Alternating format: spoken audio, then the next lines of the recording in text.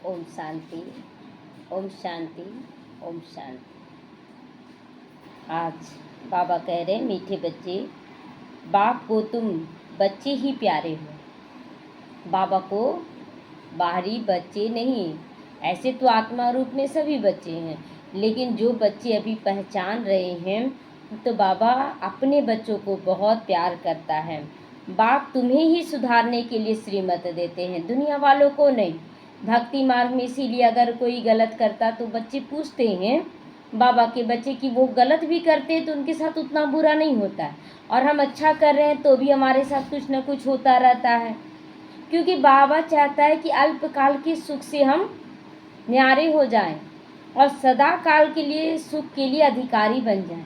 तो जब तक हमारे अंदर का पुराना टोटल संस्कार खत्म नहीं होगा, दिव्यता नहीं आएगा, तो आगे हम चलेंगे कैसे। तो इसीलिए बाबा कहते हैं कि बाप को तुम बच्चे ही प्यारे हो। बाप तुम्हें ही सुधारने के लिए श्रीमत देते हैं। सदा ईश्वरीय मत पर चल कर स्वयं को पवित्र बनाओ, अपने आप को पवित्र बनाना है। प्रश्न है, विश्व में शांति की स्थापना कब और किस विधि से होती है?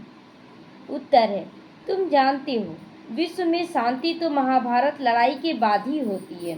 शांति कब होती है? जब हमारे जीवन में बहुत दुख आता है, बहुत दुख आने लगता है, फिर हम बाबा को याद करते हैं तो बहुत अच्छा लगता है। जैसे कि एक उदाहरण से समझ सकते हैं कि किसी चीज़ का मूल्य हमको मालूम है कि 50 रुपया है ना, अचानक से कुछ समय के लिए वो बढ़ जाए 100 रुपया, 100 रुपया हो गया तो किसी तरह से फिर मैनेज करने लगते, बहुत दाम बढ़ गया, बहुत महंगाई बढ़ गया, 100 रुपया हो गया है।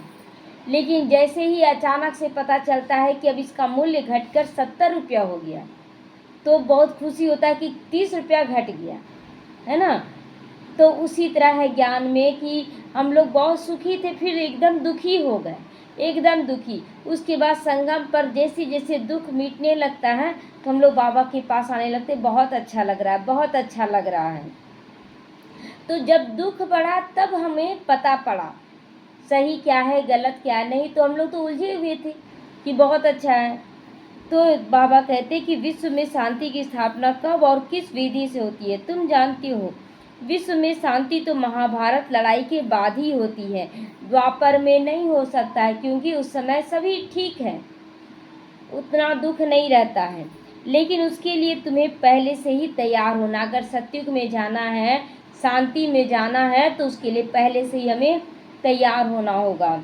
अपनी कर्मातीत अवस्था बनाने की मेहनत करनी है। कर्मातीत, कर्म करते भी कर्म के प्रभाव में नहीं आना है।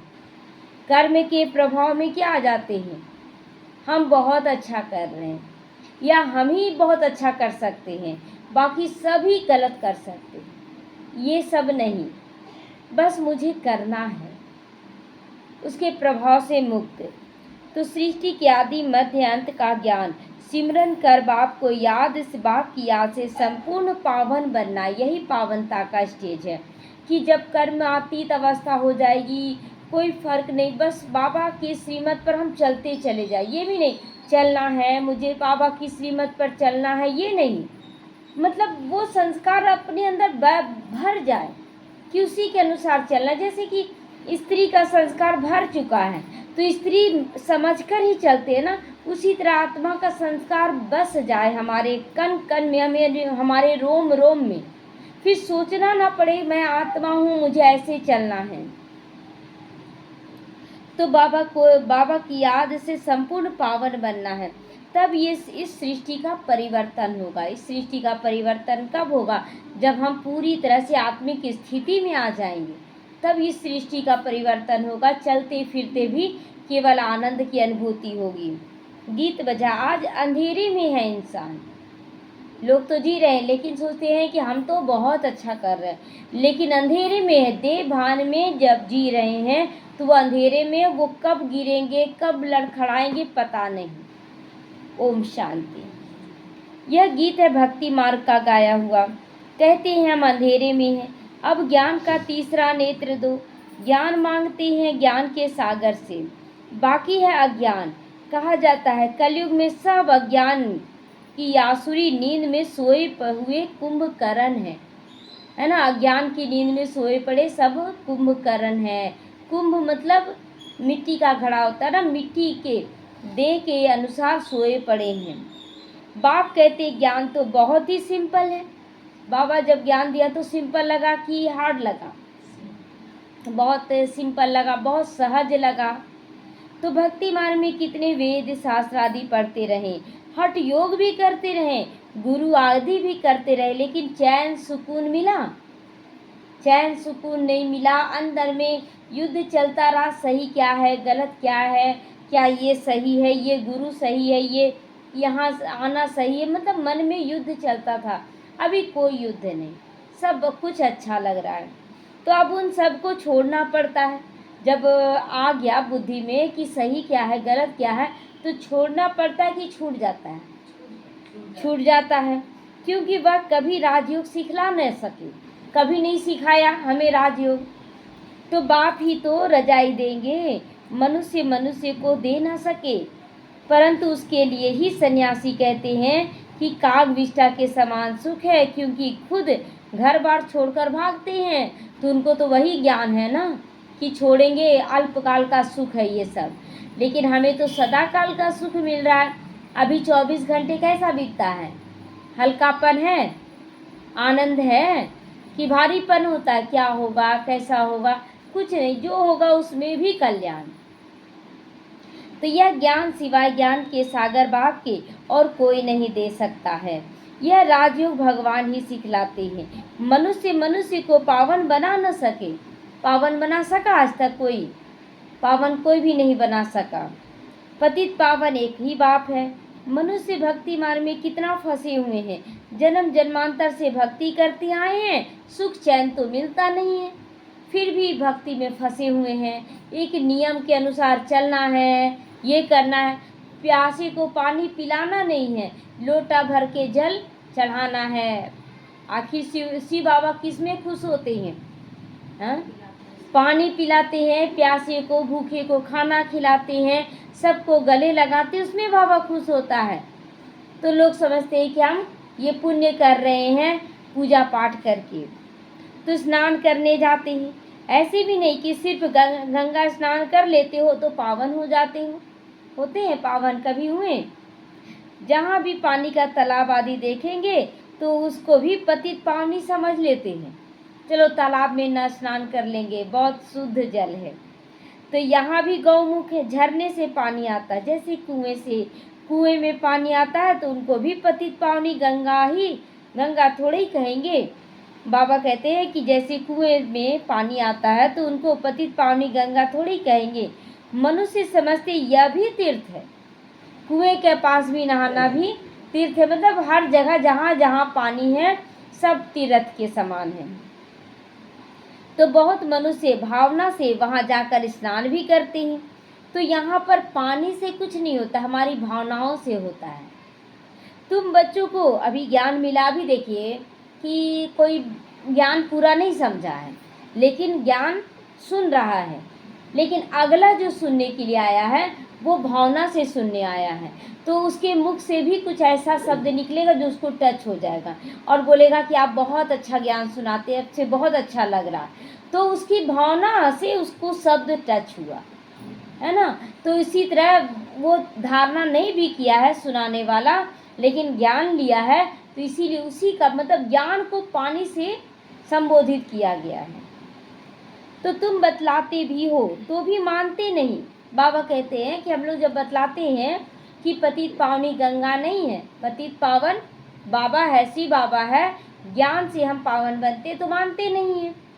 अपना दे अहंकार बहुत है ना, हम इतने शास्त्र पढ़े हुए हैं, हम बहुत शास्त्र पढ़े हुए हैं। बाप कहते यह पढ़ा हुआ सब भूल जाओ।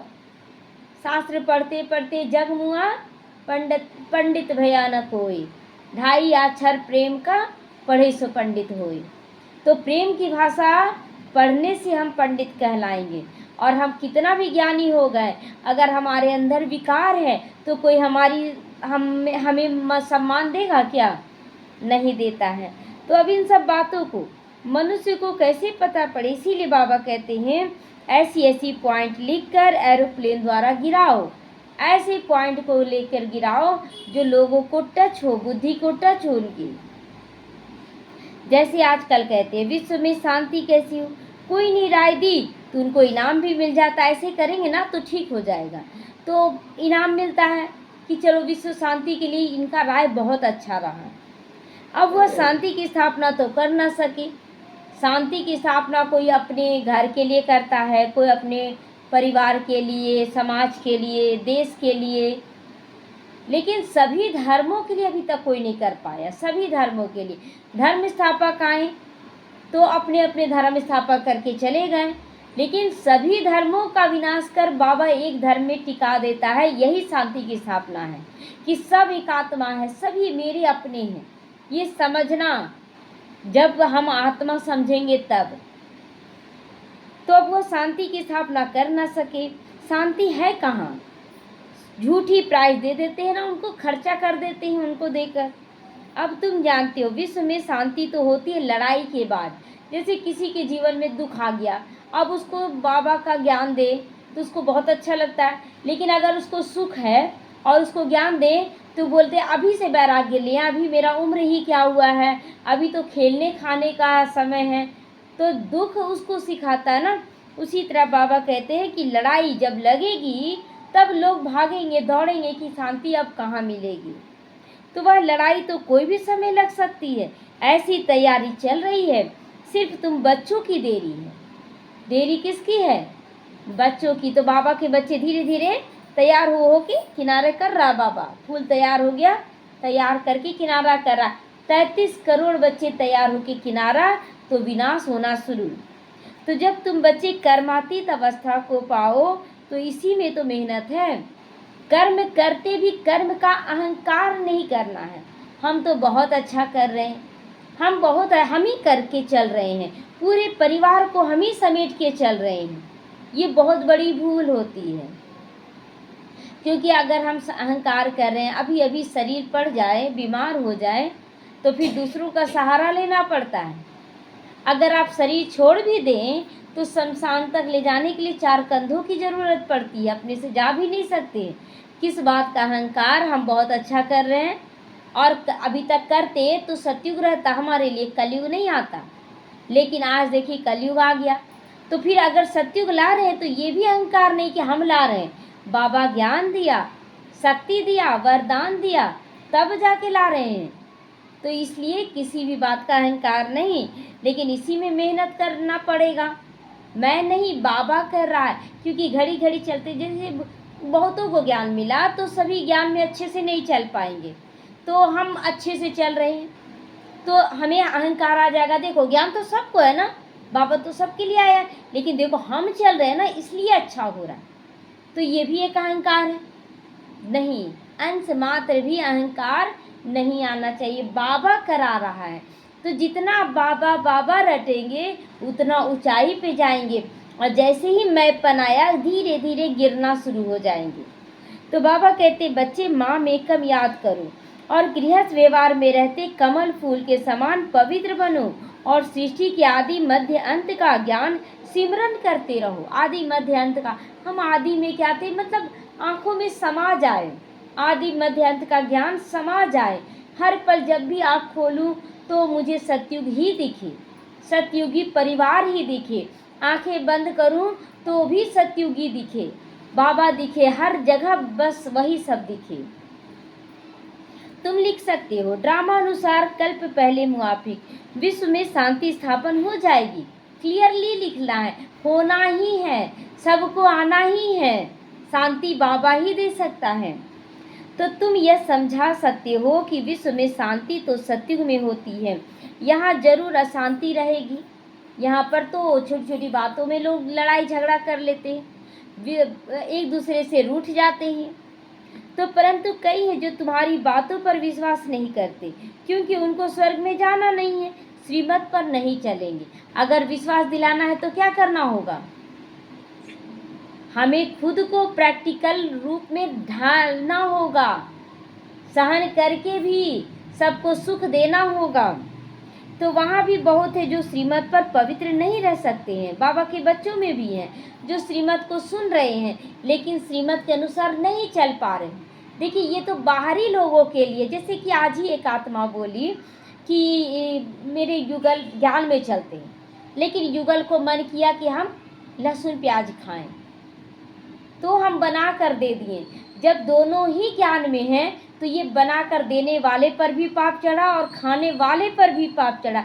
ये बनाने का सिस्टम किसके लिए? जैसे कि आप पत्नी चल रही है ज्ञान में और पति ज्ञान में नहीं चल रहा है, तो आप उसको बना कर दे सकते हैं, क्योंकि हम उसके साथ हठ योगी नहीं कर सकते, क्योंकि वो ज्ञान सुना ही नहीं है, वो जाना ही नहीं है कि मैं आत्मा हूँ।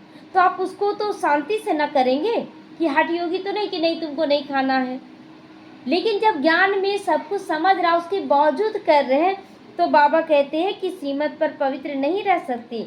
ऊंचे से ऊंचे भगवान की तुमको मत मिलती है, कोई की चलन अच्छी नहीं होती है तो कहते हैं ना, तुमको ईश्वर अच्छी मत दे, बोलते ना तुम्हारा कल्याण हो, तुमको अच्छा बुद्धि मिले। अभी तुमको ईश्वरीय मत पर ही चलना है। अगर ज्ञान में है तो ईश्वरीय मत पर ही चलना है चाहिए। बाप कहते 63 जन्म तुमने विषय सागर में गोते खाए। बच्चों से बाबा बात कर रहे हैं, तो जो बच्चा एक दिन भी ज्ञान सुन लिया वो भी बाबा का बच्चा है। तो बाबा बच्चों से बात करते हैं, बच्चों को ही बाप सुधारेंगे ना, तो सारी दुनिया को कैसे सुधारेंगे? अब जो ज्ञान सुना नहीं है उसके लिए थोड़ी बाबा बोलता है कि उसके साथ ऐसे करो, उसको नहीं बना कर दो, लेकिन इतना शुद्ध वाइब्रेशन से दो कि वो भी सुधर जाए, उसके अंदर भी परिवर्तन आ जाए। तो बाहर वालों को कहेंगे बच्चों से समझो। बाबा क्या बोल रहा? बाहर वालों को किससे समझो? डायरेक्ट बाबा से नहीं, बच्चों से समझो। अब बच्चे कैसे समझाएंगे? अपने अनुभव से समझाएंगे। तो बाप बाहर वालों से बात नहीं कर सकते हैं। बाप को बच्चे ही प्यारे लगते हैं, सौतीले बच्चे थोड़े ही लगेंगे। तो जो बच्चे श्रीमत पर नहीं चलते उसको बाबा क्या बोला आज? सौतेला बच्चा है। देखिए आगे बाबा बोल रहा, लौकिक बाप भी सपूत बच्चों को धन देते हैं ना। सपूत बच्चे जो अच्छे से आज्ञा पे चलते हैं, बहुत अच्छे से चलते हैं। तो सब बच्चे समान तो नहीं होंगे ना। अब 3-4 बेटा है, एक बेटा जुआ शराब पी रहा है और 2-3 बेटा बहुत अच्छे से आज्ञा पे चल रहा है। क्या बाप उस जो जुआरी शराबी को देगा? क्या नहीं देगा ना। उसका धन भी बच्चों में बांट देगा, 3 बच्चों में, कि देखो वो तो जुआ शराब में बर्बाद कर देगा, उसको नहीं देना है। तो बाबा कहते लौकिक बाप भी सब बच्चों को नहीं देगा मलकियत। बाप भी कहते जो मेरे बनते हैं, मेरे श्रीमत पर चलती हैं, उन्हों को ही मैं वर्षा देता हूँ। क्लियर है कि अगर आप ज्ञान में चलकर भी आप बंधन में नहीं है। देखिए एक माता भी है तो वो बना कर दे रही है युगल को, क्योंकि युगल ज्ञान में नहीं है, उसको बना कर दे दी। तो युगल पूछा भी कि क्या तुम ये नहीं खाओगी? तो बोले नहीं, हम कुछ भी खा लेंगे, कोई बात नहीं, आपको हम बना कर दे रहे हैं ना। तो बोले कि ठीक है, तुम जो खाओगी वो बना लो। आया ना लाइन में।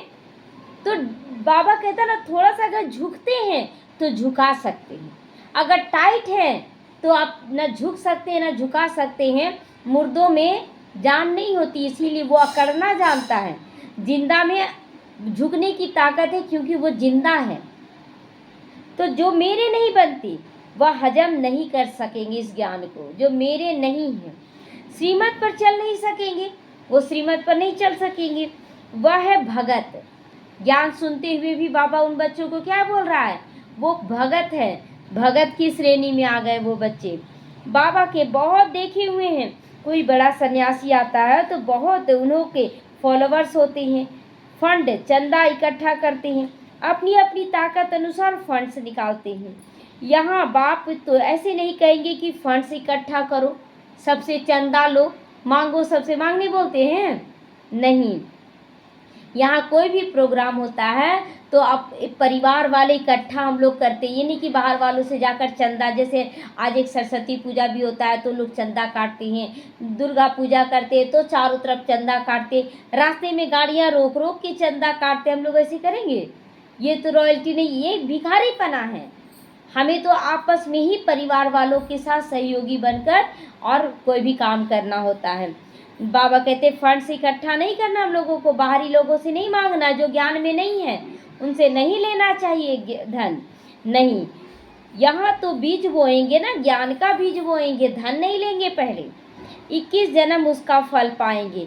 मनुष्य दान करते हैं तो समझते हैं ईश्वर अर्थ हम दान करते हैं। ईश्वर समर्पणम कहते हैं ना, वह तो कहेंगे श्री कृष्ण समर्पणम, है ना, ईश्वर समर्पणम या तो श्री कृष्ण समर्पणम। तो श्री कृष्ण का नाम क्यों लेते हैं? क्योंकि गीता का भगवान समझते हैं। श्री राधे अर्पणम कभी नहीं कहेंगे, श्री ईश्वर या श्री कृष्ण अर्पणम कहेंगे। क्योंकि शिव बाबा भी कहता है ना कि मेरे बाद सेकंड गॉड का टाइटल श्री कृष्ण को मिलता, नारायण को भी टाइटल ये नहीं है।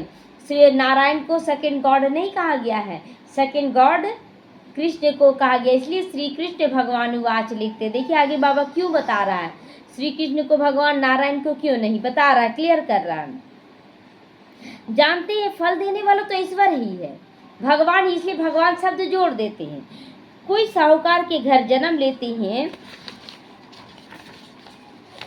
तो कहते हैं ना कि आगे जन्म में बहुत दान पुण्य किए हैं तब तो ये बना, राजा भी बन सकते हैं, परंतु वह अल्पकाल की कागविष्ठा के समान। तो बाबा यहाँ कहते हैं ना कि देखिए श्री कृष्ण को भगवान इसलिए कहा गया, नारायण को नहीं, क्योंकि जब नारायण वो बोलते हैं बनते हैं, मतलब 35 साल 40 साल में जब शादी होगा तो 35-40 साल तो निकल चुका ना श्री कृष्ण का, तो वो भी तो पूरा 84 जन्म नहीं कहेंगे, 35-40 साल निकल गया। श्री कृष्ण जब से जन्म लिए वो एक्यूरेट 84 जन्म हुआ, तो इसीलिए उनको सेकंड गॉड कहा गया। परंतु वह बाबा कहते हैं ना कि कोई अगर दान पुण्य करता है पिछले जन्म में और इस जन्म में अच्छा घर परिवार मिलता है या बहुत फ़ायदा होने लगता है तो बोलते हैं ना जरूर अच्छा दान पुण्य किया है ये, तो लेकिन वो अल्पकाल कागविष्ठा का सुख है। राजाओं को भी सन्यासी लोग सन्यास कराते हैं तो उनको कहते हैं स्त्री तो सर्पिनी है, सर्प है, डसती, उसको छोड़ दो। लेकिन द्रौपदी ने तो पुकारा है कि दुशासन ने चिरहरण किया। अच्छा, अगर सर्पनी है स्त्री तो फिर द्रौपदी क्यों पुकार रही है कि दुशासन से बचाओ, दुर्योधनों से बचाओ, मुझे नग्न करते हैं। अब भी अबलाएं कितना पुकारती हैं, हमारी लाज रखो, है ना, अबलाएं पुकारती हैं। तो पुकारते क्या है, पुरुष है कि स्त्री है? स्त्रियां पुकारते हुए दिखाए हैं। तो बाबा ये हमको बहुत मारते हैं, कौन, है ना, बहुत, मतलब कम केस ऐसा होता है जिसमें स्त्री पुरुष को मारती है, लेकिन ज़्यादा करके स्त्री को पुरुष मारते हैं। तो कहते हैं विष दो नहीं तो खून करता हूँ तुम्हारा, है ना, मार दूंगा, आपको चाहिए। बाबा इन बंधनों से छुड़ाओ।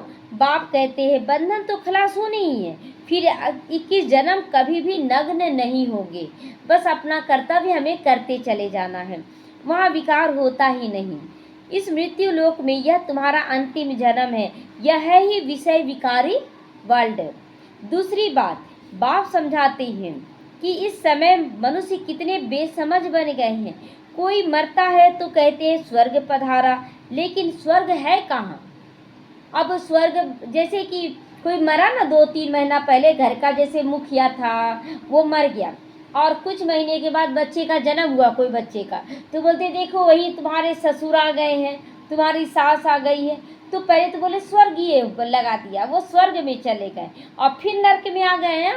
अगर जन्म ले लिया और खिला पिला रहे हो तो वो तो नर्क में आ गया, तो यह तो नर्क है।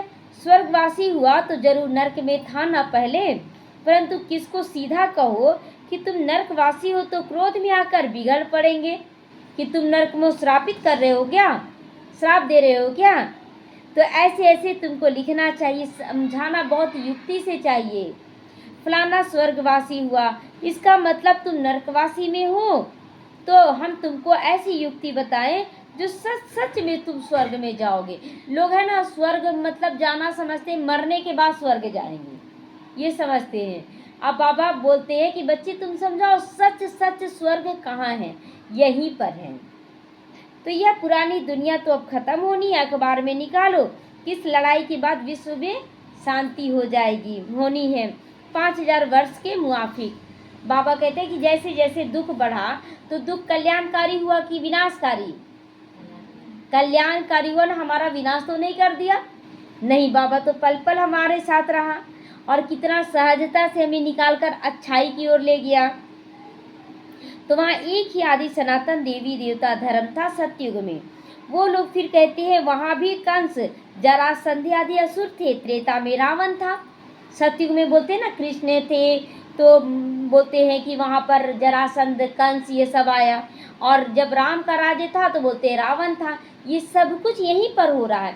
यहाँ पर जो पुरुषार्थ कर रहे हैं कृष्ण बनने का, तो उनको जरासंध और कंस जैसे असुरों से सामना करना पड़ता है। और जो राम बन रहे हैं उसको रावण के विकारों का सामना करना पड़ रहा है। यहीं पर सब कुछ हो रहा है, युद्ध चल रहा है। और इसी से शास्त्र बना है, सतयुग और त्रेता युग का शास्त्र नहीं बना है। तो अब उनसे माथा कौन मारे? अब वो जो बहसबाजी करते हैं, हमें उनसे न्यारा बन के चलना, बहस नहीं करना। अब ज्ञान और भक्ति में रात दिन का फर्क है, रात दिन का फर्क है। इतनी सहज बात भी मुश्किल किसी की बुद्धि में बैठती है कि नर्क है कि नहीं ये दुनिया। अभी अभी बहुत घर में तैयारी चल रहा है कि बहुत बड़ा फंक्शन हो रहा है, ये हो रहा है, और अचानक ही बहुत बड़ा दुर्घटना घट गया। तो क्या है ये? स्वर्ग है? ये स्वर्ग तो नहीं है। तो ऐसे ऐसे स्लोगन्स बनाने चाहिए। इस लड़ाई के बाद विश्व में शांति होनी है। ड्रामानुसार कल्प कल्प विश्व में शांति होती है, तो फिर कलयुगांत में अशांति होती है। कलयुगांत में बहुत अशांति, तब ना सब आत्माएं व्याकुल होंगी और बोलेंगी अब परम धाम जाना है, अब हमको शांति में, हमको सुख नहीं चाहिए, ये बोलेंगे। अब हमको केवल शांति चाहिए। सतयुग में शांति होती है, यह भी तुम लिख सकते हो। गीता में भूल करने से ही भारत का ये हाल हुआ है। गीता में भूल, जो सच्चाई था शिव बाबा भगवान है, उनको हटाकर श्री कृष्ण भगवान उवाच कर देना ही सबसे बड़ी भूल है। तो पूरे 84 जन्म लेने वाले श्री कृष्ण का नाम डाल दिया गया है, श्री नारायण का भी नाम नहीं डाला है। श्री नारायण भगवान उवाच ऐसा सुने हैं क्या? श्री कृष्ण भगवान उवाच सुनते हैं तो उनके फिर भी 84 जन्म से कुछ दिन कम कहेंगे ना नारायण के। श्री कृष्ण के पूरे 84 जन्म होते शिव बाबा आते हैं बच्चों को हीरे जैसा बनाने, तो उनके लिए फिर डिब्बी भी ऐसी सोने की चाहिए ना। शिव बाबा बच्चों को हीरे जैसा बना रहे, तो हीरा को सोने की डिब्बी में रखा जाता है। तो अभी हम क्या बन रहे हैं? क्या बन रहे हैं? हीरा बन रहे हैं, तो सतयुग का मालिक बनेंगे। अगर मोती बनेंगे तो त्रेता के मालिक बनेंगे, तो वैसा ही डब्बी तैयार होगा, है ना, 2 कला कम। तो हमें हीरा बनना, हीरा हमेशा अच्छा रहता, मोती कुछ कम होता है। तो बाबा कहता है ऐसी सोने की डिब्बी चाहिए जिसमें बाप आकर प्रवेश करे। अब यह सोने का कैसे बने? तो फट से उनको साक्षात्कार कराया, है ना, बाबा साक्षात्कार कराया। ब्रह्मा तन में बाबा आता, तो ब्रह्मा तन को पहले साक्षात्कार कराया, उनको सब चीज़ों से डिटैच कराया। तो तुम तो विश्व के मालिक बनते हो, ये नशा चढ़ा दिया, बाबा दिखा दिया तत्त्वम। तो अब माँ में कब याद करो, पवित्र बनो। झट पवित्र होने लग पड़े ब्रह्मा बाबा, झट से सब कुछ त्याग दिया। तो हम लोग झट से त्यागे? अभी तक हम लोग तो नींद को त्यागते ही नहीं, है ना। जो चीज़ मेरे पास है हम नींद को त्यागते ही सोए पड़े रहते हैं। तो हम चेक करें क्या, जो चीज़ मेरे बस में उसको तो त्याग करो। तो पवित्र बनने बगैर ज्ञान की धारणा हो न सके। जब तक हम पवित्र नहीं बने हैं संपूर्ण, तो हम पूरी तरह से धारणा नहीं कर सकते हैं। शेरनी का दूध के लिए सोने का बर्तन चाहिए, है ना। शेरनी का दूध है, बाबा का दूध शेरनी का दूध, तो हमें सोने जैसा बनना होगा। यह ज्ञान तो है परमपिता परमात्मा का, तो इसको धारण करने के लिए सोने का बर्तन चाहिए, पवित्र चाहिए, तब धारणा होगी ना, तब उसमें परोसा जाएगा सतयुगी रजाई। तो पवित्रता की प्रतिज्ञा कर गिर पड़ते हैं तो योग की यात्रा भी खत्म हो जाती है। अरे क्या योग लगाएं, कहाँ ठीक होता है सब कुछ, यही तो बोल देते हैं।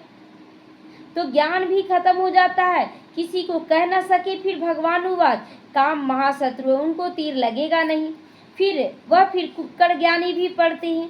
कुक्कड़ ज्ञानी मतलब ज्ञान की टर्टर तो करते हैं, लेकिन उनके अंदर धारणा नहीं होती है। उसके बाबा कहते कुक्कड़ ज्ञानी, भौंक रहा है, लेकिन भौंकने का आवाज़ सबको अच्छा लगता है क्या? कुत्ते का नहीं अच्छा लगता है। तो जो खुद धारण नहीं कर रहे, अगर वो बहुत ज्ञान भी दे तो उसके ज्ञान को कोई सुनना नहीं पसंद करता है। तो कोई भी विकार ना हो, आप हमारे अंदर हमारी स्थिति पावरफुल हो। रोज पोता मेल रखो अपना, जैसे बाप सर्वशक्तिमान है वैसे माया भी सर्वशक्तिमान है। आधा कल्प रावण का राज्य चलता है, इन पर जीत बाप के बिगर कोई पहना नहीं सके। बाबा कहते हैं ना कि जितने भी विकार हैं, बाबा की शक्तियों की बिगर उस पर जीत नहीं पा सकते हैं, असंभव है। जो लोग समझते हैं ना कि हम तो जीत पा लिए, बिना शक्ति के पा लिए, बाबा अब नहीं, बाबा अब इससे छुड़ाओ, बाबा क्यों बोले? अगर आपके अंदर शक्ति था तो आप अपने से जीत पा लेते। तो ड्रामानुसार रावण राज्य भी होना भी है। भारत की ही हार और भारत की ही जीत, यह ड्रामा बना हुआ है। यह बाप तुम बच्चों को समझाते, मुख्य है पवित्र होने की बात। बाबा कहते मैं आता ही हूँ पतितों को पावन बनाने, जो एकदम नीचे गिर चुके हैं उनको ही एकदम ऊपर उठाने आते हैं। बाकी शास्त्रों में पांडवों और कौरवों की लड़ाई, जुआ आदि बैठ दिखाते हैं। पांडव कौरव की लड़ाई दिखाते हैं, जुआ में हार जीत दिखाते, ये सब नहीं होता। यहाँ जुआ खेल रहे हैं क्या? जुआ नहीं है ये जीवन, कोई हारे कोई जीते, मिलकर ऐसा चलो कि सबकी हंसते गाते बीते। गाना सुनते हैं ना तो हंसते, मतलब ये नहीं कि वो हरा दे हम तो आगे बढ़ गए, ये हम खुशी मना ले। नहीं बाबा, सभी खुश रहें, सभी जीते रहें, जीत हासिल करें सभी। तो हमें ऐसा चलना है, कोई हार जाए और हम खुश हो जाएं, ये हमारी निशानी नहीं। तो जुआ आदि बैठ सिखाते, ऐसी बातें कैसे हो सकती है? राजयोग की पढ़ाई ऐसी होती है क्या? राजयोग की पढ़ाई कि सबकी हंसते गाते बीते, कोई हारे कोई जीते, ऐसा नहीं। तो युद्ध के मैदान में गीता पाठशाला होती है क्या? जो दिखाते ना महाभारत युद्ध चल रहा है, वहाँ गीता का ज्ञान दिया जा रहा है। तो ये सब हमारे अंदर की स्थिति का है कि युद्ध चल रहा है, मतलब दुख अशांति बीमारियां आ रही हैं, उसी स्थिति में हम बाबा के ज्ञान को लेकर धारण कर रहे हैं। कहाँ जन्म मरण रहित शिव बाबा और कहाँ पूरे 84 जन्म लेने वाला श्री कृष्ण, अंतर है कि नहीं? पूरे 84 जन्म लेने वाला श्री कृष्ण, और कहाँ एक जन्म मरण से भी रहित है शिव बाबा। तो उनके ही अंतिम जन्म में बाप आकर प्रवेश करते। किसके अंतिम जन्म में? श्री कृष्ण के अंतिम जन्म में। कितना क्लियर करके बाबा समझा दिए ना। जो अटक रहे थे कि कृष्ण भगवान हुआ गीता का ज्ञान दाता और भाग्य ब्रह्मा द्वारा बांटा जा रहा है, तो अब क्लियर कितना अच्छे से हो गया, बाबा कर दिया। तो गृहस्थ व्यवहार में रहते पवित्र भी बनना है। सन्यासी तो कहते दोनों इकट्ठा रह, पवित्र नहीं रह सकते, है ना। सन्यासी ऐसा कहते थे कि पति पत्नी दोनों इकट्ठा रहेंगे तो पवित्र नहीं रह सकते। आग और कपूस बोलते, दोनों इकट्ठा नहीं। लेकिन बाबा तो यहाँ बच्चों को तैयार करके दिखा दिया। कहो तुमको तो कोई प्राप्ति है नहीं, जो कैसे करोगे तुम? जैसे कि अब किसी को कोई बोल दिया ना कि अभी आप आएंगे ना इस दिन तो हम आपको इतना धन देंगे।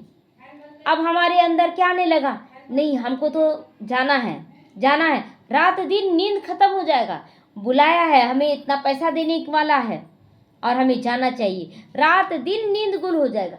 अभी बाबा क्या बोला, बच्चे तुम तो विश्व की बादशाही लेने वाले बच्चे हो, विश्व राज अधिकारी, विश्व महाराजन बनने वाले हो, तो कितना नींद उड़ जाना चाहिए, नींद आना चाहिए। तो कैसे रहेंगे? बाबा कहते कहाँ तुमको कोई प्राप्ति नहीं तो कैसे रहोगे? सन्यासियों को कहना है, यहाँ तो विश्व की बादशाही हमें मिलती है। बाप कहते हैं मेरे खातिर कुल की लाज रखो। अगर आप पवित्र बनते हैं तो बाबा का क्या करते, नाम खराब कर देते। बाबा अपने बच्चों को कहता है कि बच्चे साथ में रहकर भी पवित्र बनकर दिखाओ, कुल की लाज रखो अपनी। शिव बाबा कहते हैं इनके दाढ़ी की लाज रखो। किनके दाढ़ी की लाज? ब्रह्मा बाबा के दाढ़ी की लाज रखो। जो सुनना किसको पड़ता है? ब्रह्मा बाबा को ना। सन्यासी लोग बोलते हैं ये क्या ज्ञान हुआ, अलग कर दे रहे।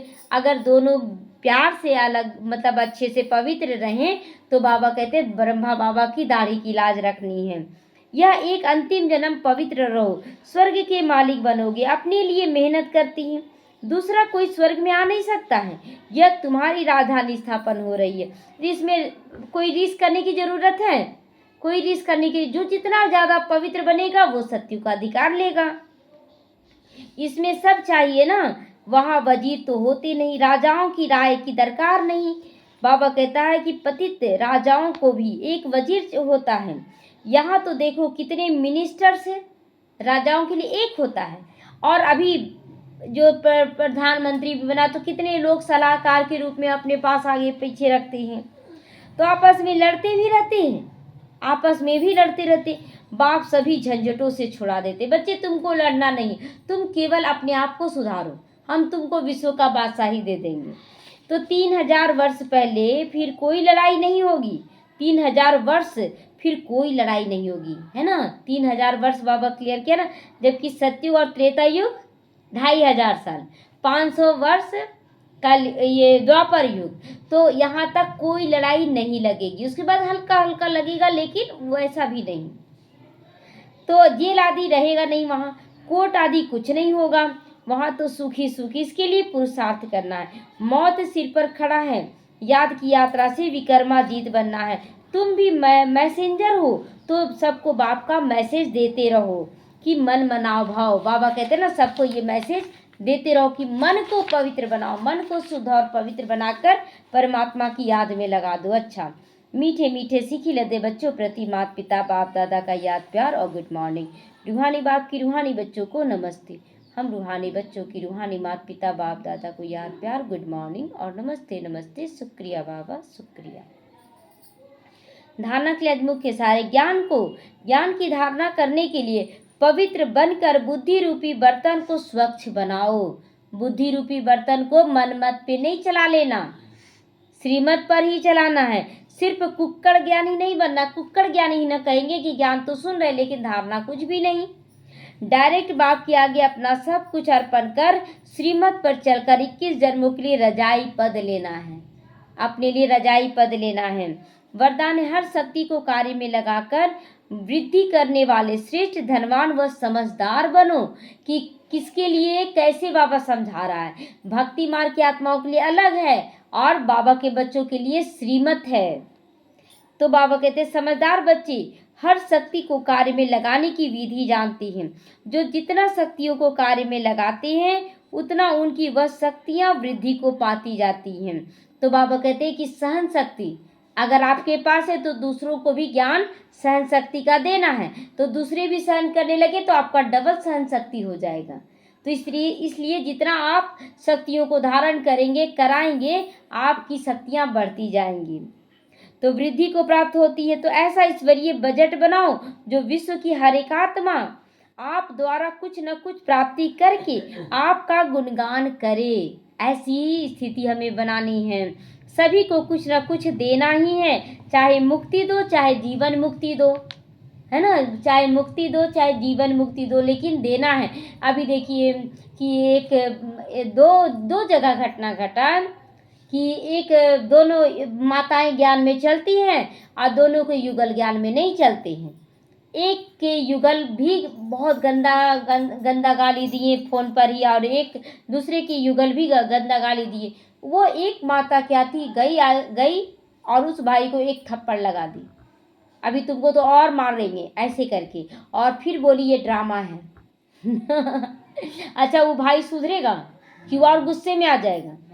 फिर दूसरी माता वो थप्पड़ नहीं मारी, उसके लिए शुभ भावना रखी। वो भावना पहुंचेगा कि नहीं? क्या सही था? बहुत गंदा गाली दिया, अति गंदा गाली का अति जो था वो दिया। उस स्थिति में भी हमें शांत रहना है। तो चाहे मुक्ति दो चाहे जीवन मुक्ति दो, मार पीट करके तो आप तो कलयुग ले आए, आप बोलते ये ड्रामा कल्याणकारी है। चलो ठीक है, हमारे लिए कल्याणकारी ही है क्योंकि बीत गया पार्ट, वही जरूरी था उस समय। ईश्वरीय बजट बनाकर सर्व शक्तियों की बचत करो। ये सर्व शक्तियों की बचत सहन करने की शक्ति की बचत हुई।